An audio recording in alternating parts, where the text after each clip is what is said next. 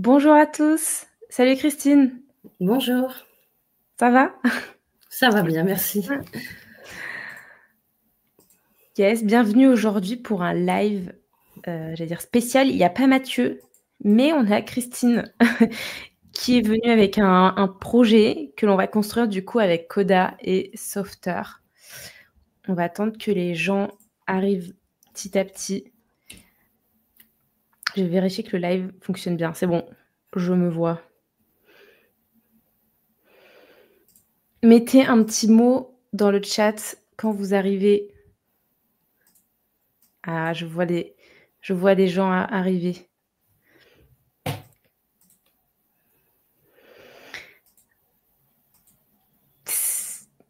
Dites-nous si vous êtes là, sous la chaleur, si vous survivez. Est-ce que vous êtes en train de manger? Est-ce que vous est-ce que vous êtes au boulot?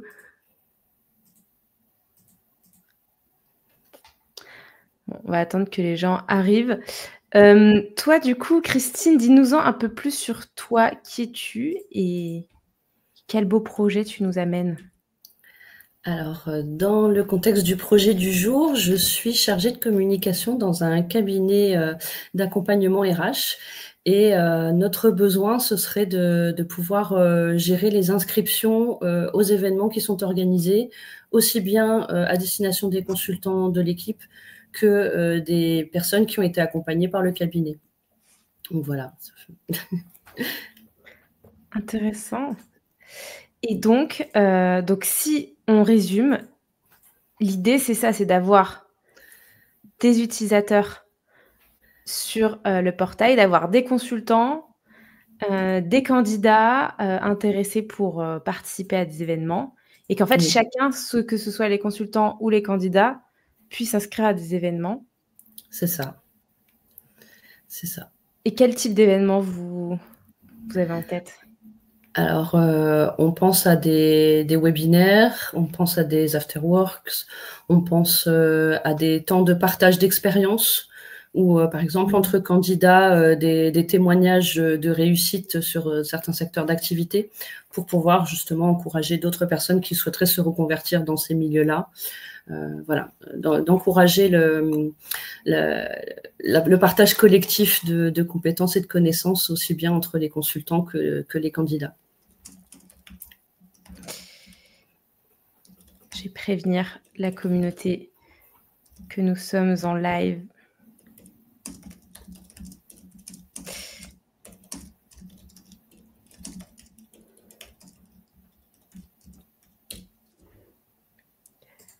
Yes! Ah, je vois quelques messages arriver. Il y a une petite latence. Hello Lexio. Hello Olivier is here. Hello Optimisio. Salut. Salut Lucie DV. Salut Chris from Paris.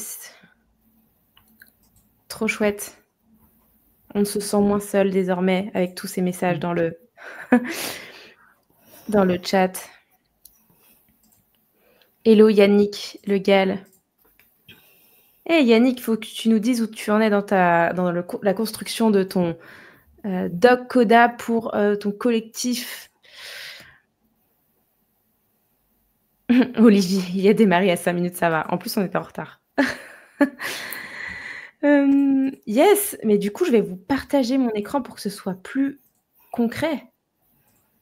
Donc, juste avant le live avec Christine, on a créé des tables donc dans Coda qui contiennent donc très important une table avec vos utilisateurs et donc en fait ça va pas fonctionner si vous avez une table des consultants, une table des candidats, mais il faut que tout le monde soit dans la même table avec un champ type. Voilà. Ensuite, la table des projets. Alors, la table des projets, dis-nous peut-être un peu plus qu'est-ce que... C'est les projets sur lesquels travaillent les consultants, dans lesquels se regroupent les candidats. Voilà. Juste, voilà. Comme ça, ils peuvent se regrouper par projet sur des événements. Là, c'est purement à destination des consultants. Et les événements, donc là, l'idée, c'est ouais, que les personnes après puissent s'inscrire aux différents événements. Donc en fait, ce sera des inscriptions, bon là, il y a un lien direct entre les utilisateurs et les événements, mais peut-être qu'on fera une table intermédiaire, peut-être une table des inscriptions où du coup enfin, moi, c'est ce que je conseille, c'est d'avoir une table où tu puisses mettre un statut. Statut, tu vois, inscription confirmée, annulée et donc comme ça, tu as l'historique des gens qui se sont inscrits, mais tu peux annuler si besoin. Bon d'ailleurs, on va la créer tout de suite. Comme ça, c'est fait. Et on va, mettre un identifiant et il y aura juste 2 liens. Un lien vers la personne, on va mettre le participant, un lien vers l'événement et un statut.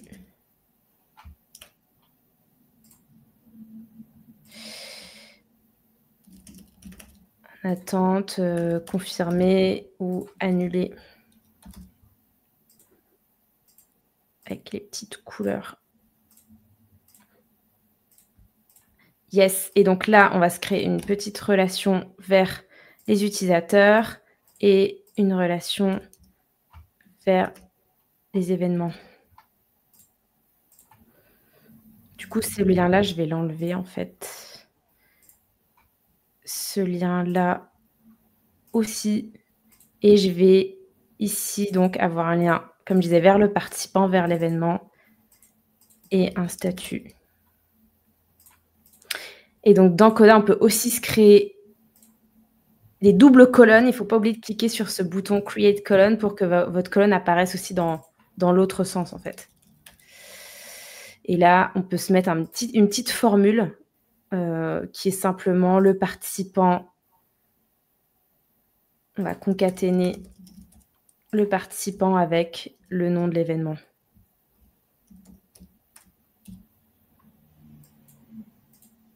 On va se mettre en texte. Voilà, c'est tout bon. On a nos tables. Nos tables, donc des utilisateurs, des projets, des événements, des inscriptions. Donc là, l'idée, c'est de créer un portail où les gens puissent se créer un compte et s'inscrire à des événements. Et puis à ta projet, on verra ça après, si on a le temps. Et voilà. Et donc dans le chat, alors Yannick nous dit: «Tu as une bonne mémoire, mon doc Coda avance doucement. Doit déjà structurer le collectif, mais j'ai obtenu le plan team pendant 6 mois, offre startup, donc on peut s'amuser un peu». Oui, d'ailleurs, n'hésitez pas, chez Coda, vous pouvez avoir 6 mois gratuits, c'est vrai, en plan team, donc c'est le plan à 30 $, donc gratuit pendant 6 mois si vous êtes une startup ou une petite équipe. Il faut candidater, souvent ça passe. Olivier me dit: double colonne, relation bidirectionnelle. Si on change l'un, ça change dans l'autre table. Oui, c'est ça. Si on peut changer d'un côté ou de l'autre. Et il faut. Mais voilà, en fait, par défaut, quand vous créez une relation, ça la crée que, comment dire, dans une seule table. Et donc, si vous cliquez sur le fameux bouton bleu, ça va la recréer dans l'autre table de manière bidirectionnelle. Ah, salut Mathieu, le GOAT de Softer.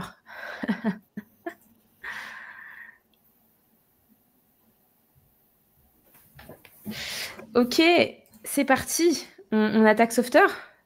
Qu'est-ce que t'en penses, Christine? Je suis impatiente, moi.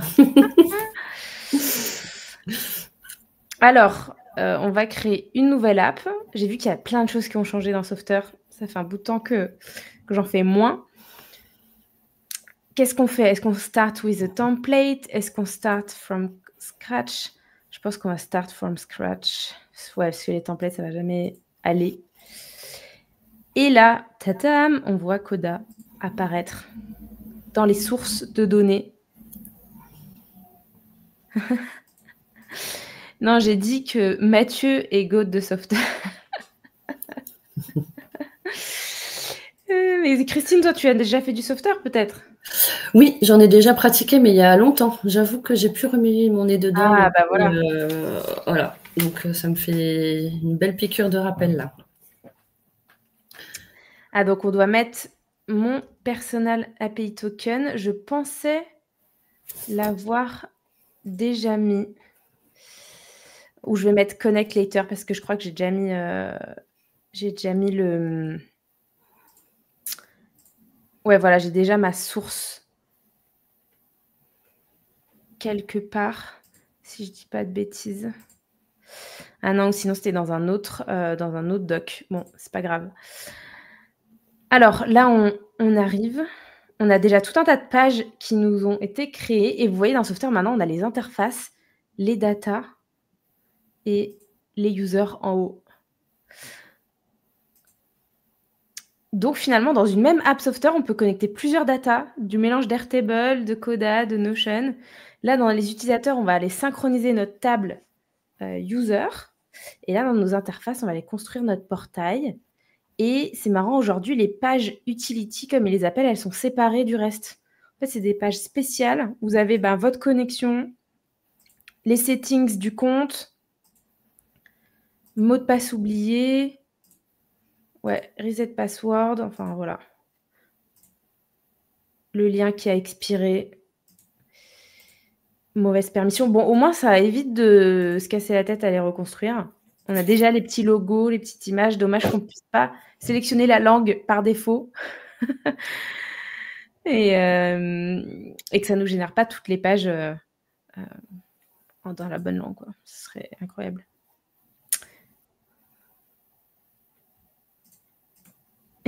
Olivier, il n'y a plus rien à faire si toutes les pages utilitaires sont là. Bah ouais, avant, il fallait toutes les créer. Hein. Même si les blocs existaient, c'est vrai que là, ça nous enlève une épine du pied. Et moi, j'aime bien aussi personnaliser le thème. Bon, là, je ne sais pas si vous avez une charte graphique spéciale, si tu as des couleurs à me communiquer. Peut-être que tu l'as du pas violet. Sous la main. C'est la référence de la couleur quelque part. Je te laisse regarder. Je cherche ça, ouais. Et moi, pendant ce temps-là, je vais aller récupérer mon API token. Donc là, vous pouvez aller dans les account settings et vous pouvez faire generate API token.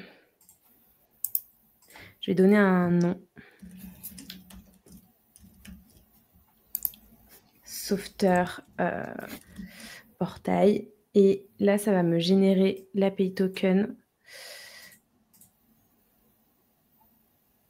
Je vais pouvoir le copier et le coller ici dans mes sources. Add another source, Coda. Là, ça va me le... Je vais le coller, mais j'ai pas envie que vous voyez mon token. Voilà. C'est bon.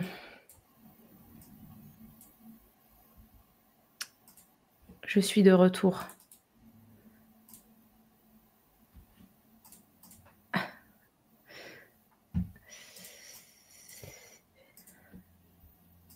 C'est bon, on a tout. Alors, première chose, par quoi on commence? On commence par la page de connexion et d'inscription. On va devoir pour ça connecter donc la table des users. Sync with data source. On va donc sélectionner notre source Coda.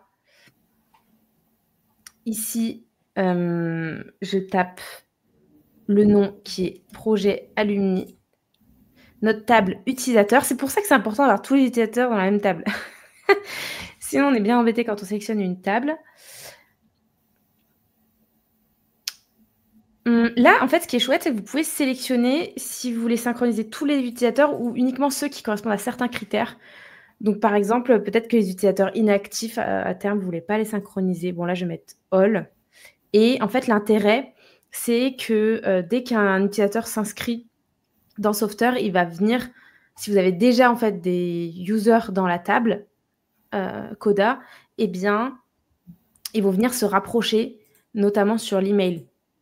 Donc, vous pouvez tout à fait avoir une base de données avec tous vos utilisateurs, tous vos contacts, tous vos consultants dans Coda, et ensuite qui crée un compte sur Software après coup. Et normalement, le rapprochement va fonctionner s'ils mettent le bon email. Bon, on va voir après les possibilités de connexion et d'inscription. Donc, le name, On va mettre prénom, nom. L'avatar, on n'en a pas. Et created time, on ne l'a pas mis non plus. On va rester là-dessus. Et donc là, ça mouline et on devrait voir tous nos utilisateurs arriver. D'ailleurs, on va en profiter pour s'ajouter dans les utilisateurs. Toi, on est d'accord, normalement, ton process, ça va être tous les gens vont être présents dans ta base avant de se connecter ou s'inscrire sur Software. Oui, tout à fait. Donc, ok. Donc, il faut bien définir si vous voulez que les gens se créent un compte sur Software, comment dire, et qu'ils ne soient pas présents dans votre base de données avant, ou est-ce que le process, c'est réellement, voilà, vous avez une base de données et les gens sont censés avoir accès selon ce qui est inscrit dans votre base de données. Et quel est ton mail? Peut-être que tu peux me mettre dans le chat privé. Oui. Alors, le chat privé, ouais. Moi, je vais être... allez, tu préfères être consultante ou candidate? Bon, on va peut-être en mettre une de chaque pour faire les tests. Je sais pas, je te laisse choisir. Ok, allez. Je suis consultante, tu es candidate.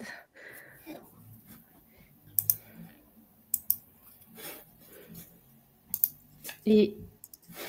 Enfin, je dis chat privé, mais de toute façon, tout le monde va voir. Et je te mets aussi la couleur dans le chat. Farina, ok. Et là, on va... Voilà, vous voyez, tous les utilisateurs sont revenus. Mais il y a une adresse qu'il n'a pas aimée. Ah ouais, elle doit être en 2 fois. Elle doit être en 2 fois, Sophie Bernard. Ah oui, elle est en 2 fois. Je vais la supprimer. Et ok, super, tu m'as donné la couleur. On va la mettre dans les interfaces thèmes. S'il veut bien. Ah, super. Voilà. Donc là, on a tout dans notre table utilisateur. On va s'associer certains projets. Par exemple, la ferme de l'usine. Et puis, ah, c'est chouette. En haut, ils ont aussi mis en violet les boutons qui apparaissent. Et à gauche, en fait, ils ont mis des dégradés du violet qu'on a sélectionné. C'est pas mal. C'est parti. On va aller définir les aspects d'authentification. Je sais que maintenant, il y a un nouvel onglet qui est apparu ces derniers mois que je n'avais pas eu l'occasion de tester.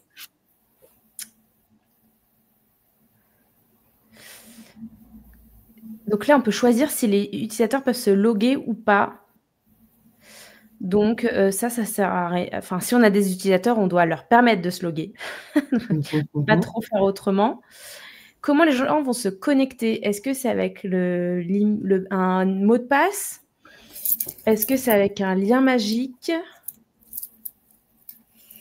Et je vois que si on met lien magique... Ah, ils veulent... Pourquoi ils veulent pas que je le sélectionne? Et on a aussi One Time Code, mais c'est à partir du plan pro. Et moi, là, je ne suis pas en plan pro, en fait. Je suis en plan...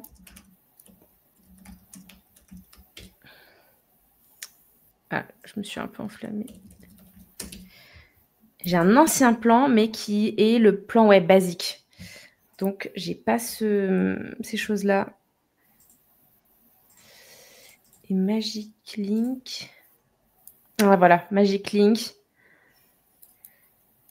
Ouais, Magic Link, ils disent que c'est pas ce qu'il y a de plus sécurisé. Parce qu'effectivement, c'est un lien magique qui n'expire pas. Mais bon, ça peut être pratique pour des applications qui ne sont pas trop sensibles. Tu as un lien magique, tu l'envoies aux personnes et c'est ce lien-là qui les connecte directement. Ou par exemple, quand tu as des mails automatiques et que tu dis vous avez reçu un nouveau devis ou votre inscription a été validée, tu peux mettre un lien pour que les gens accèdent tout de suite, tu vois, à leur événement ou à leur inscription avec ce lien magique. Et donc, ils n'ont pas besoin de remettre le mot de passe. Ça peut être pratique peut-être pas, j'allais dire, communiquer directement, mais cacher dans des mails automatiques, ça peut être pratique. Donc on va rester sur le mot de passe parce que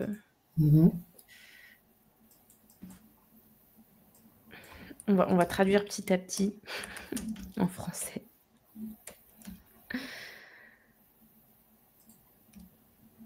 Votre mail. Ensuite, on a l'inscription. C'est là où ça devient intéressant. Est-ce que les gens peuvent s'inscrire eux-mêmes? Dans notre cas, non. S'ils ne sont pas dans notre base de données, il ne faut pas que le public extérieur puisse s'inscrire. C'est ça. Si tu mets open to anyone, tous les gens vont pouvoir s'inscrire sur ta plateforme. Là, on peut mettre disabled. Donc, les gens vont être invités. Ça, c'est pas mal. Oui. Ah, ça, c'était pas mal aussi. Mais bon, on n'a pas le droit. Mais au plan business, vous pouvez choisir tous les combien de fois, tous les combien de jours les gens doivent se reloguer. Parce que c'est vrai qu'avant, j'avais une application Software où j'étais tout le temps connectée. On me redemandait jamais de me reconnecter. Donc ça, c'est bien qu'ils aient mis ça en place.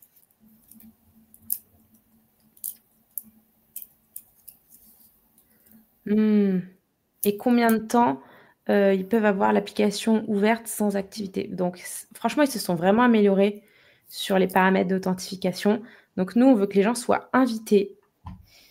Pour inviter les gens,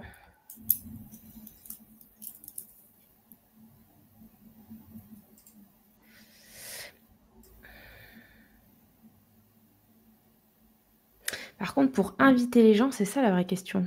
Comment tu fais ?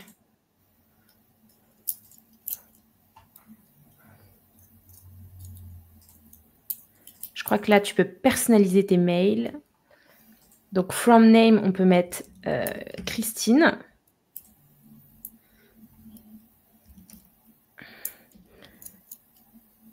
Subdomain @software.amp.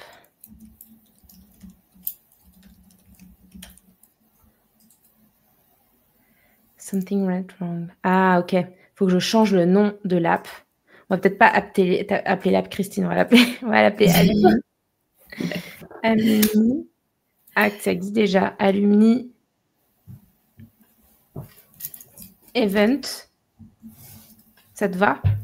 Ça me va. Et on peut mettre effectivement Alumni Event. Incorrect email address. Je vais publier.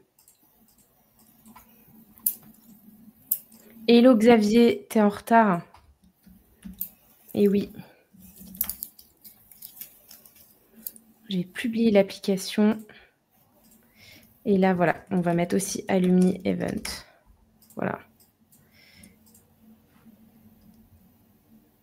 Incorrect.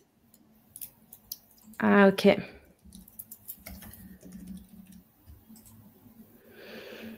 Il fait chaud. Ouais, il fait chaud. Ah, voilà, c'est bon, on y est arrivé. On est arrivé à personnaliser l'envoi. Et en fait, pourquoi c'est important d'aller là-dedans ? C'est que l'idée, c'est de personnaliser l'invitation. Donc, quand quelqu'un est ajouté à l'application, tu peux envoyer un mail automatique. Vous avez été ajouté à l'application. Et là, vous pouvez laisser application name. J'espère que la variable va fonctionner dans le titre. Et là, vous pouvez mettre le message hello. Non, on va peut-être pas mettre hello. Bonjour. Vous avez été invité à rejoindre et cliquez sur ce lien pour vous connecter, pour créer votre compte et vous inscrire à nos événements.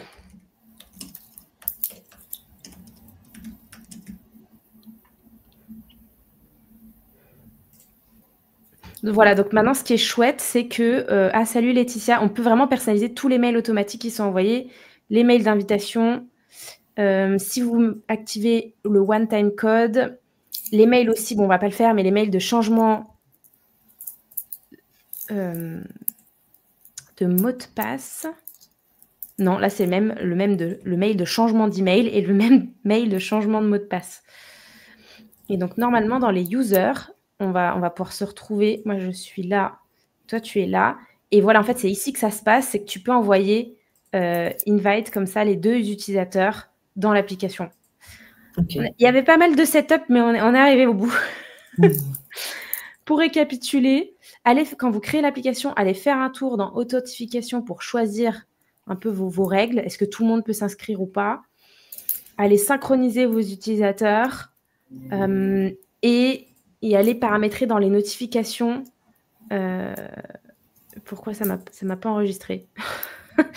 Ça m'a pas enregistré, mais c'est pas très grave. Et allez paramétrer dans les notifications les emails automatiques. Et on va se mettre un petit nom d'application. On va mettre Alumni Event. On va se mettre un petit S quand même aux événements. Ça parle de la chaleur dans le chat. Moi, j'ai de la chance. Mon appartement, il fait que 21 ou 22 parce que j'ai tout calfeutré. Et toi, Christine, ça va? Ça va, nous, on est climatisé, donc ça va. Je peux pas me plaindre. Moi, j'ai l'ancien, j'avais ça tout. Bon, là, je l'ai arrêté, mais je suis au ventilo. Ventilo et calfeutrage. Ça parle du temps. Hello Virtual Code. Alors, rentrons dans le vif du sujet quand même. Donc, la page de login, du coup. La page de login. Et en fait, il faut aussi une page d'inscription. Et là, je la vois pas. Je la vois pas. Bon, on va se faire un petit test d'invitation de nous deux et on va voir ce qu'on reçoit et si ça nous envoie sur une page en particulier.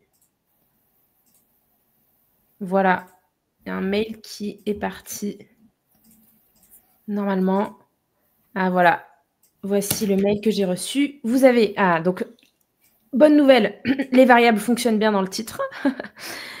Vous avez été ajouté à l'application Alumni Events. Bonjour Elise. Cliquez sur ce lien pour créer votre compte et vous inscrire à nos événements. Il faut que j'active le sign-up. Ah non, mais regarde, ça marche, Mathieu. Set a new password. Donc ça fonctionne.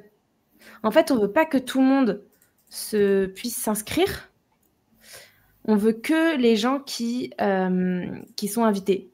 Donc là, ce qui est marrant, c'est que ça m'a envoyé sur une page de setup de new password. Donc ça, c'est super cool parce que je me souviens avant, sur Software, il y a 1 an ou 2, quand tu voulais inviter des gens, c'est un peu compliqué parce que c'est entre l'inscription et la connexion. En fait, c'est une première connexion avec un setup de new password. Et en fait, cette page-là, là, il t'envoie directement sur cette page-là. Donc, je vais juste la remettre en français. Paramétrer un nouveau mot de passe ou paramétrer votre mot de passe.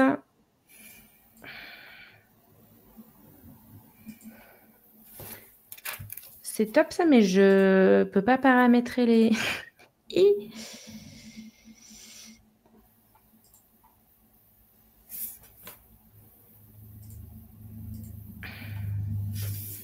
Je peux pas paramétrer en français. Il n'y a pas quelque part... c'est dans les users que tu peux le faire.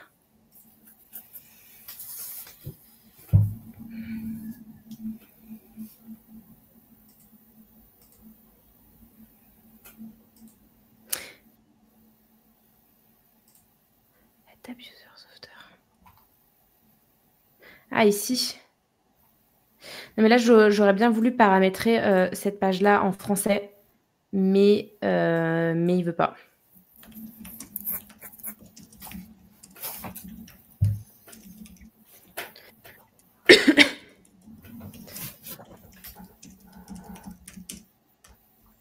Donc, je peux choisir quelques petites choses en français, mais pas tout. Pas tout. Bon après, dans Sauveteur, vous pouvez toujours mettre, un peu de code pour traduire certains éléments récalcitrants, mais c'est un peu bête. When enter via valid password reset or invitation link. Bon, là, ils nous ont oublié les paramétrages de certains champs en français. Mais écoute, faisons ça. Faisons ça. On va pouvoir cliquer sur, le fameux lien envoyé dans l'email. On va juste paramétrer au moins la page d'accueil. Va dans la page de login. Ouais, dans la page de login, tu peux mettre bienvenue, connectez-vous pour continuer. Là, je peux bien mettre l'email. Entrez votre email.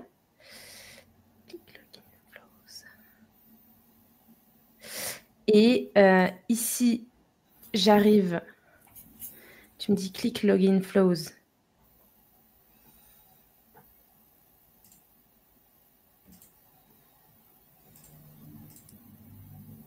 Ouais, mais je peux pas paramétrer, je vois pas où je peux paramétrer les champs de reset password.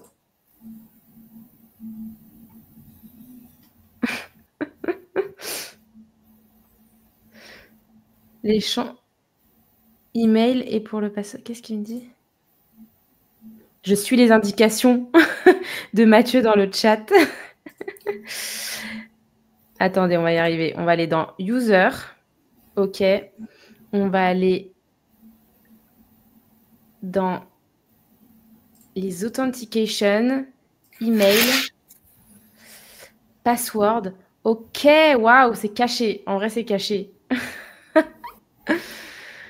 OK, waouh, j'ai compris. J'ai mis du temps. Merci. Donc, marrant, en fait, c'est ici les traductions. Très bien. Très bien. Donc, on peut dire ici mot de passe. Ici, entrez votre mot de passe.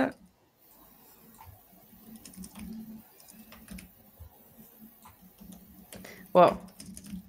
On est en atelier traduction.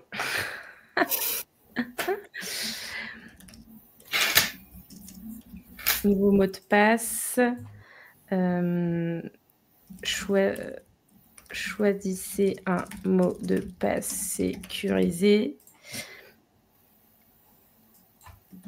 Minimum 12 caractères. Bon, le reste, je vais laisser en anglais. Répétez votre mot de passe. Les mots de passe ne correspondent pas. OK, donc c'est caché là-dedans, les traductions. Et donc là, si on retourne sur notre fameuse, page de paramétrage de mots de passe, on a tout en français désormais. Mais j'avoue que ouais, je l'avais pas vu ça. Avant, tout était là. Et donc, effectivement, aujourd'hui, il faut aller fouiller dans la partie donc, User Authentication, où là, vous avez non seulement donc, la possibilité de traduire là, les parties d'email en français, et aussi dans Password, où là, on a aussi tout ce qu'on peut traduire en français. Très bien. Tous les paramètres qu'on peut traduire en français. Un peu caché. Mais au moins, l'intérêt, c'est que si on a plusieurs pages où c'est utilisé, ça doit être traduit un peu partout. Merci Mathieu de ton support. Très bien. Et donc, on va paramétrer la home page. Donc, l'idée, c'est que quand ils arrivent, ils voient les événements. C'est ça. Les événements qui les concernent, s'ils sont consultants ou s'ils sont candidats. Enfin, je sais pas si... Est-ce qu'on rajoute pas un... Est-ce que c'est selon le type d'événement que tu veux mettre une règle ou Non, je vais avoir des webinaires pour chacun des publics. Je vais avoir des ateliers pour chacun des publics. Donc, on peut mettre une colonne public concerné.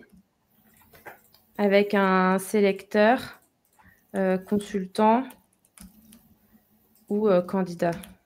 Ouais, ou les deux. Oui. Avec un multiple selection. Par exemple, là, on peut mettre les deux. Et parfois, on peut mettre qu'un seul. C'est ça l'idée, oui. Ok, et d'ailleurs, dans Coda, je vous conseille, quand vous avez des types là, on voit qui sont utilisés 2 fois, je vous conseille de créer une table. Donc là, vous pouvez transformer un sélecteur en table, convert to table. On va mettre les types. Et comme ça, le jour où vous rajoutez un type, vous changez un peu la dénomination, ça correspond dans toutes les tables où c'est utilisé. Donc là, pareil, le sélecteur, je vais le transformer en relation vers la table des types. Et donc voilà, on a des types. C'est vrai que quand je suis dans Airtable, j'ai tendance à moins créer de tables. Mais dans Coda, ces petites tables de paramètres que l'on peut utiliser un peu partout, c'est assez pratique parce que même quand vous allez créer des tableaux de bord ou des KPI, et ça va être pratique que ce soit la même data consultant ou candidat qui soit utilisée à travers toutes vos tables. Top. Est-ce qu'on a tous les champs ou tu veux Il est déjà 13h40. On n'a pas paramétré la page On va se contenter de ça, très bien. Mais est-ce qu'il y a d'autres données là que tu vois qui sont essentielles? Non, déjà le type d'événement, la date, le nom de l'événement, c'est bien. Une petite description. Yes. On va se mettre un vrai champ date. Et on va se mettre un champ description. Ouais. Et d'ailleurs, avant de commencer le live, ce que je conseille à Christine, en fait, c'est... parce qu'au début, elle avait donc 3 tables, consultant, candidat et personnel. Personnel, c'est ceux qui créent les événements. Donc, déjà, effectivement, premier point, concentrer tous les utilisateurs dans la même table pour connecter à Softer. Et puis, deuxièmement, le personnel, enfin les personnes qui créent les événements, qui gèrent les données, autant au début leur ouvrir Coda et que le back-end soit directement dans Coda plutôt que de créer des interfaces spécifiques pour, on va dire, pour les administrateurs dans Softer. Parce que ça va être beaucoup de temps pour finalement pas une grosse valeur ajoutée au départ parce qu'au départ, il va y avoir beaucoup d'itérations. C'est plus pratique d'être dans le bac. Mais le jour où vous voulez ouvrir à beaucoup plus de personnes créatrices d'événements, là, ça vaut le coup de leur créer des pages un peu plus friendly dans Softer. Lucie DV qui nous dit c'est intéressant aussi pour gérer des traductions, les tables satellites. Tu les appelles les tables satellites? J'adore. Dans un tableur, j'ai toujours un onglet base où je référence toutes mes données de sélection à afficher dans mes classeurs. Oui, effectivement, moi j'ai l'habitude de créer une page à part où je mets table de paramètres. En fait, ce que je fais, c'est ça d'habitude. Table de paramètres, ici, je vais mettre les types, où je vais mettre toutes mes petites tables utilisées à travers, toutes mes tables satellites. Et puis après, je vais créer une autre page où là, je vais mettre, on va les appeler tables principales, par exemple. Après, il y a plusieurs écoles, mais moi, j'aime bien avoir, différentes pages thématiques. Par exemple, mes tables CRM, mes tables de gestion d'événements, mes tables financières. Et donc, je crée plusieurs pages thématiques où je regroupe différentes tables dans cette même page. Ça m'évite d'avoir 50 pages pour 50 tables. Et ça me permet de les regrouper, et de les retrouver de manière thématique plus facilement. Et habituellement, ce que je fais, c'est que je vais les lister. En fait, je vais les lister là-haut dans le sous-titre. Je vais aller écrire, par exemple, utilisateur, événement, inscription, projet. Et ensuite, comme ça, vous allez pouvoir les afficher comme ça. Soit comme ça, soit avec une carte. Avec une carte, on le voit aussi normalement. Non, on ne le voit pas. On ne le voit pas.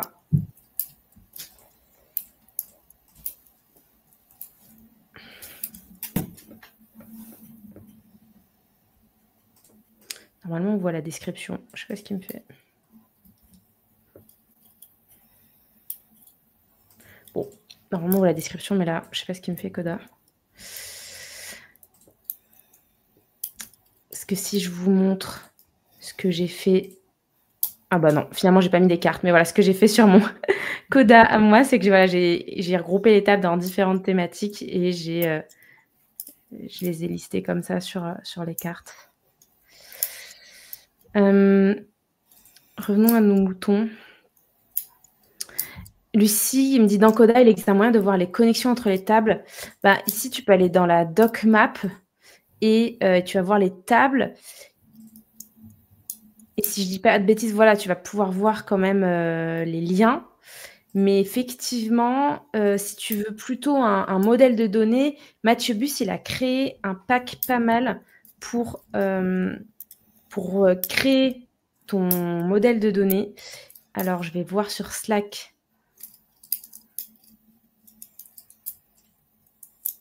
Comment il s'appelle son pack? Ah, voilà.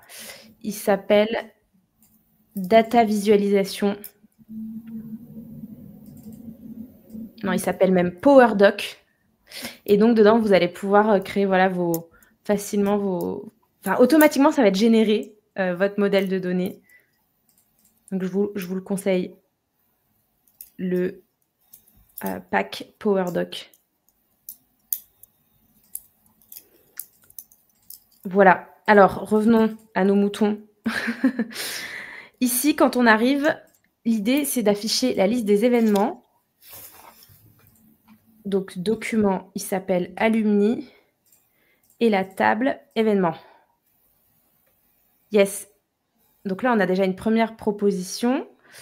Et on peut aller paramétrer un peu plus précisément ce qui s'affiche.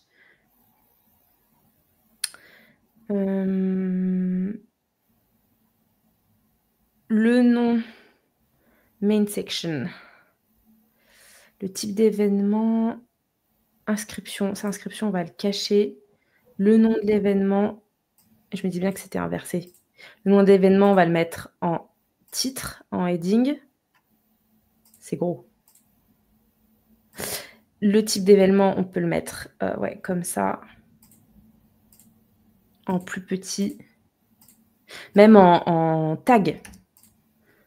Voilà. Et puis ensuite, on peut afficher un peu plus de détails. Ouais, la description. Est-ce qu'on avait d'autres choses? L'URL, ça renvoie à quoi du coup? L'URL, c'est connecté à rien. Mais on peut mettre avec date de début, date de fin.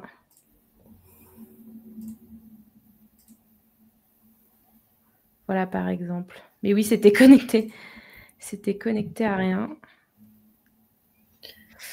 Là, c'est pas mal. Et vous pouvez activer ou pas le fait de, quand vous cliquez, ça déplie l'événement ou pas, ou bien tout afficher directement.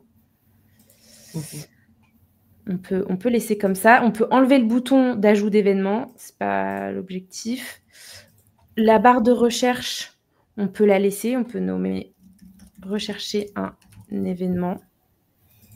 Ce qui va être intéressant sur les événements, c'est aussi de mettre un statut. Est-ce que c'est à venir, passé, en cours? On va pouvoir... on pourra le faire. Et non, et la grosse... le gros intérêt, c'est de pouvoir s'inscrire. C'est de pouvoir s'inscrire.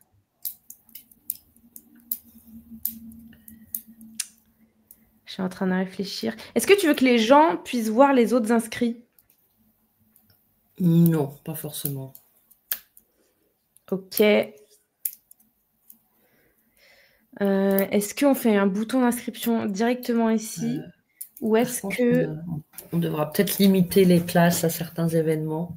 Donc, je ne sais pas si on peut faire ça. Mais... Limiter quoi, pardon? Ah, les places? Ouais. Que sur un atelier, il n'y ait que 15 places. Sur un... Ouais, je pense que le plus simple, c'est de créer une page de détail, effectivement, où là, après, tu vas pouvoir mettre un bouton d'inscription et après, tu vas pouvoir le mettre conditionnel, ce bouton d'inscription. Voilà, donc là, on a la page d'accueil. Là, la liste, celle-là, on va l'enlever. Item details, ça. Donc, on va utiliser cette page de détail-là, qui est pas mal. On va la connecter aussi à notre template. Non, c'est pas template, c'est Alumni. Et à notre table. Donc là, on va aller dans le détail d'un événement. Et inscription, c'est un peu caché. Type de l'événement, nom de l'événement. Pourquoi il me met toujours le type de l'événement en premier? Je sais pas. On va mettre notre nom d'événement en titre. On va mettre notre type. On va laisser en tag. On va mettre notre description. Tout le reste, on va l'enlever. Ça, les actions.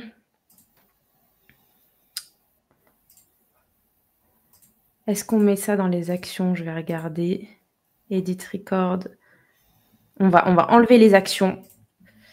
Et après, en dessous, en fait, il va y avoir une table des inscriptions. Et c'est les gens qui vont pouvoir s'inscrire, ajouter une inscription. Et l'astuce, c'est d'ajouter une nouvelle inscription en pré-remplissant l'événement. Donc, on va pré-remplir que cette inscription, c'est pour cet événement-là et pour l'utilisateur qui est connecté. Et on va mettre un filtre pour que les gens voient que, que leur inscription, s'il y en a une. Et sinon, ils ne voient rien, quoi. En gros. Voilà. Et là, celle-là, on va donc paramétrer toujours sur le projet Alumni, table des inscriptions. On va aller enlever la barre de recherche, les filtres, les tabs. Ça, c'est trop chouette qu'ils aient fait les tabs maintenant, Sauveteur. Que l'on peut enlever somewhere. Dis-nous, Mathieu, où est-ce qu'on peut enlever les tabs? Ah, c'est là.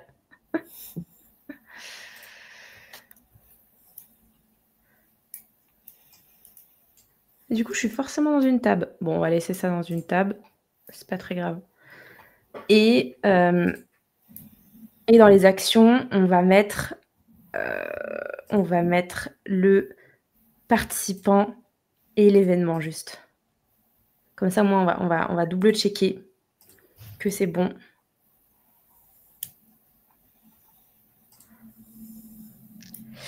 Et donc, dans les actions, on va mettre un bouton « M'inscrire à l'événement ». Donc là, ça va ajouter un record. Et comme je vous disais, on va pouvoir paramétrer notre page de détail. Inscription, le bouton « Valider », le bouton « Annuler », le message de succès « Votre inscription a été validée ».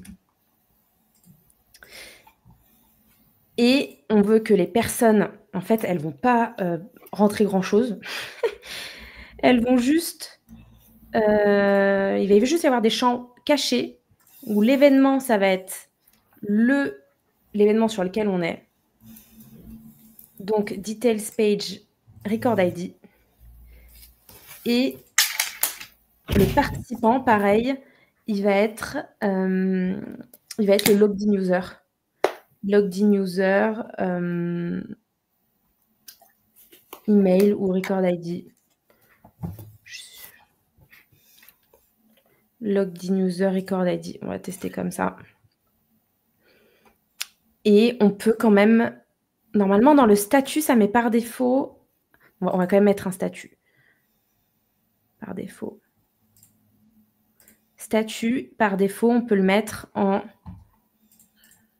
attente. En dur. Voilà. Et on peut même afficher notre statut ici. C'est un peu serré. Bon. Colonne, je peux les élargir. Ah voilà. Je peux les élargir.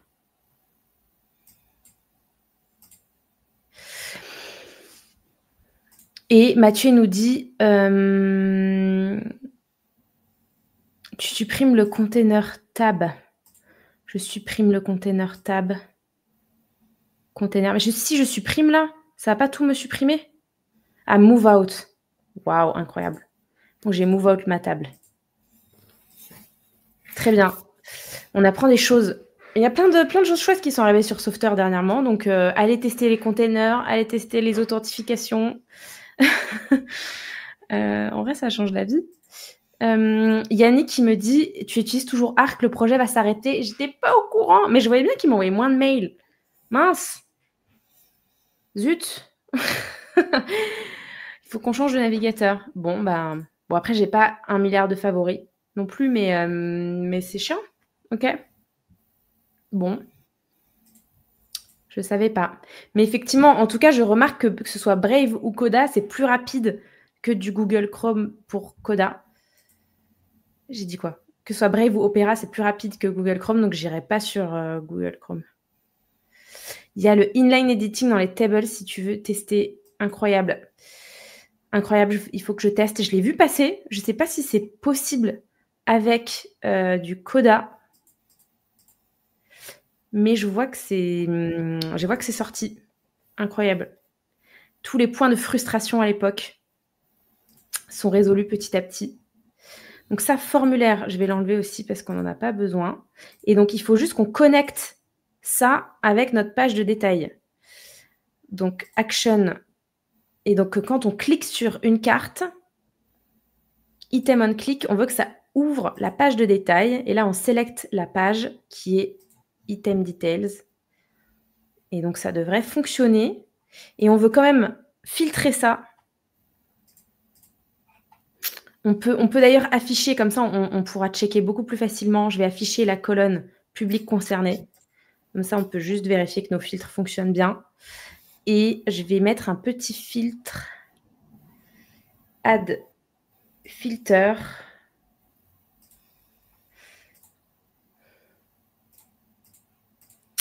Non, ce n'est pas ça. Ce n'est pas ça. Ah non, ça, c'est mes filtres en haut que je vais supprimer. C'est dans source, on va y arriver. C'est donc un filtre pour dire que le public concerné doit inclure n'importe lequel de logged-in user type. Donc là, on veut que dans public concerné, on ait que le type de l'utilisateur. Bon, les catégories en haut, on va les laisser un peu à l'abandon, mais ce qui est chouette, c'est qu'on peut avoir des boutons comme ça de raccourci pour, je sais pas, par exemple, accéder aux photos des anciens événements, pour accéder aux actualités. On va mettre des choses au hasard. Ou pour, par exemple, prendre contact. Ça, on n'a plus des catégories vides, au moins. Est-ce qu'on a tout paramétré? Ici, il y aura juste un petit problème, c'est qu'on va voir toutes les inscriptions. Donc pareil, il faut qu'on voit que l'inscription de soi. Donc on va mettre un petit filtre pour dire que le participant doit inclure uniquement le logged-in user email. Normalement, on va voir que soi. On peut mettre un petit message, vous n'êtes pas encore inscrit. Et il faut aussi qu'on bloque le bouton pour pas que les gens s'inscrivent 50 fois. Et ça, je ne sais pas si on peut le faire. Ça, je ne sais pas si on peut le faire facilement.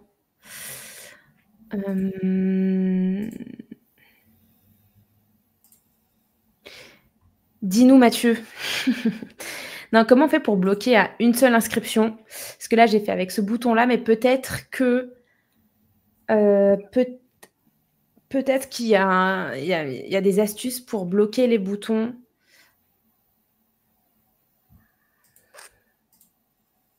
Si je mets logged-in user, ouais. Là, il y a des groupes, mais je pense pas que les groupes, ce soit utile.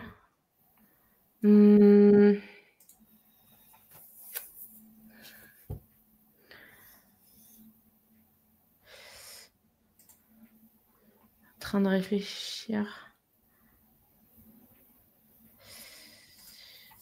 Ou sinon, ce qu'on va devoir faire, ouais, il faudrait trouver un moyen de faire un bouton conditionnel qui s'affiche que quand la personne n'est pas encore inscrite. Ouais, Mathieu, il dit pour l'instant, il faut dupliquer la table ou coder. Merci. Merci, merci.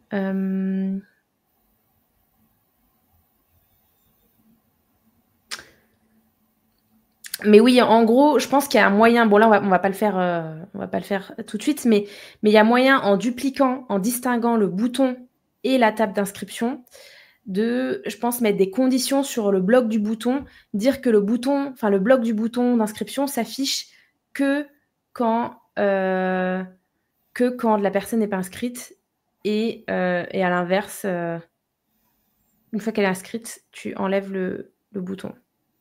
Tu fais 2 tables. Une fois avec les événements où tu peux encore t'inscrire avec le bouton et une autre où tu peux pas. Ouais, c'est ça. 10 secondes. Tu dupliques la table. Mais on duplique la table, celle-ci, des inscriptions.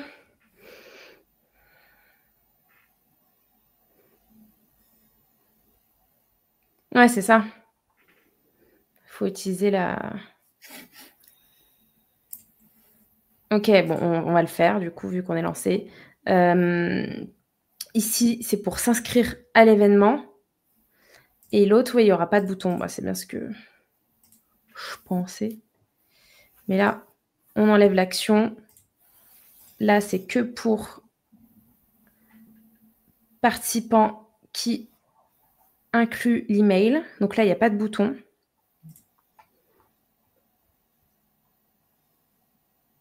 Mais bon, est-ce que quand on va s'inscrire, les tables vont vraiment toutes reloader et on va voir de manière instantanée? C'est plus ça la question. J'ai peur que vu que ce soit distinct, ce soit pas mis à jour.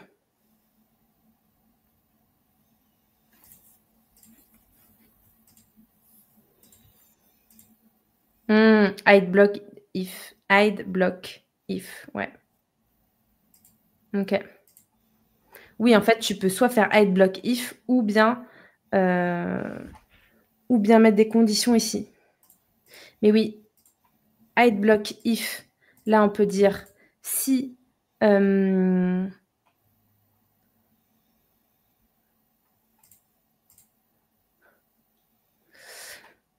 là, il me met des conditions sur l'événement.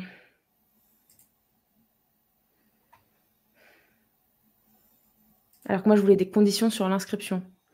Mais écoutez, je pense que c'est possible, mais il faut un peu fouiller dans les conditions. Mais là, j'ai pas de conditions sur l'inscription. Écoutons, testons déjà comme ça. Testons déjà comme ça.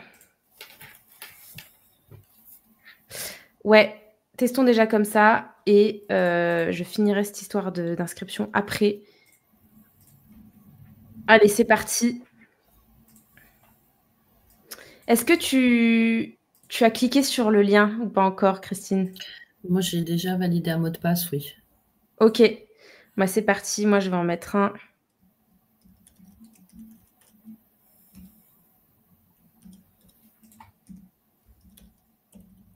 Et qu'est-ce que tu vois? Est-ce que tu vois uniquement ce qui t'intéresse? Je vois la liste. J'ai 3 événements, moi. On ne s'est pas mis le même statut, je pense. Mais 1, 2, 3. Non, j'ai 4 événements possibles pour moi. Parce que, Toi, tu vois que pour les candidats, normalement, oui, c'est ça. C'est ça. concernés. C'est ça. Super. Moi, il y a Et candidat moi, à chaque fois. je vois uniquement pour les consultants. Bah, super, ça fonctionne. Et si on clique, on voit bien la page de détail. Super. Et là, forcément, bon, j'ai mes 2 tables. J'ai mes 2 tables, mais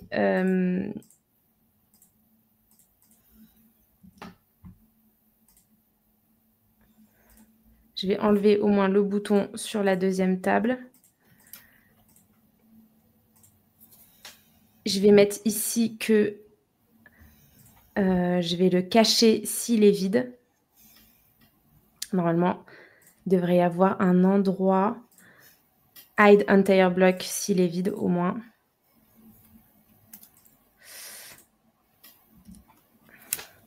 Donc là, déjà, je vois qu'une seule table pour m'inscrire à l'événement. Ici, on peut mettre un petit message. Je n'ai rien de marqué.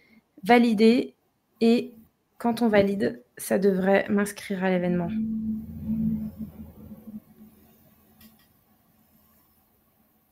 On a un petit bug. Ressource not found.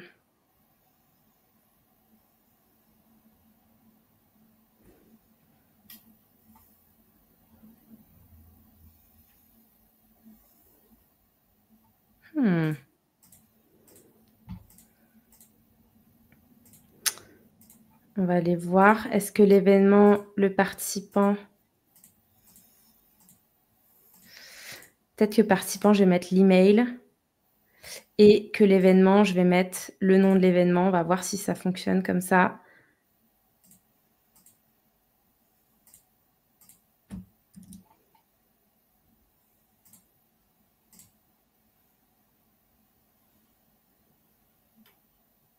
Je voulais mettre avec les record ID. Mais parfois, ça ne fonctionne pas avec les record ID. Là, j'ai mis l'email. Ah bah super. Ah bah, vous voyez, finalement, ça m'avait mis erreur, mais ça a quand même fonctionné. Ça m'a inscrit 3 fois. Ça m'a inscrit 3 fois. Ça, c'est étrange. Ça me met erreur, mais ça m'avait bien inscrit 3 fois. Ah, toi, ça a bien fonctionné. Ça a bien fonctionné. Bon, bah top. Il faut plus qu'on trouve un moyen de cacher ce bouton-là une fois qu'on est inscrit.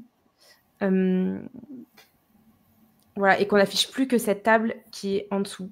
En tout cas, les deux se sont load ensemble. Donc ça, c'est top. Donc voilà, il ne faudra plus qu'on s'amuse à voilà. J'ai en tête des petites idées pour voilà, faut distinguer le bouton de création, d'inscription à l'événement avec le bouton, enfin avec la table. Comme ça, on va voir uniquement le bouton ou uniquement la table. On va y arriver. Bon, bah écoutez, on est quand même réussi à arriver à un MVP fonctionnel, même si c'était dense. Toi, c'est quoi les prochaines étapes, Christine? Est-ce que vous allez continuer en interne à... Ah oui, c'est un vrai projet qu'on souhaite explorer. Donc oui, on va continuer à creuser.